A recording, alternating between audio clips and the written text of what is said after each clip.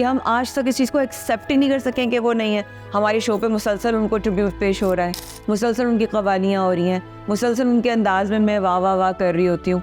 तो ऐसा है ही नहीं कि अमजद भाई है ही नहीं, ऐसा पॉसिबल ही नहीं है। अमजद भाई आज भी मेरे साथ हैं, अपने से ज़्यादा अपने लोगों का सोचते थे, और ये नहीं कि वो बज़ाहिर इस दुनिया में नहीं है और शहादत में है, इसलिए नहीं मैं उनकी तारीफ़ करूँगा। मुझे पता है वो आसपास सुन रहे होंगे, उनकी मैं बात कर रही होंगी, मुझे उनका इतना एहसास होता है कि वो हैं आसपास।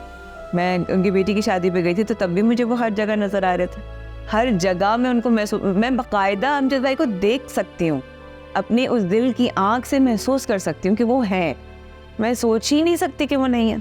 तो उनकी हर बात ऐसी होती थी कि अच्छा ऐसा करना तो ये करना तो वो करना, बस मुझे ये अब ज़रा उनकी ये कमी महसूस होती है कि मैं बहुत सारी चीज़ें उनसे शेयर नहीं कर पाती, कर तो लेती हूँ लेकिन उनका एक्शन नहीं हो पाता, ये होता है बस।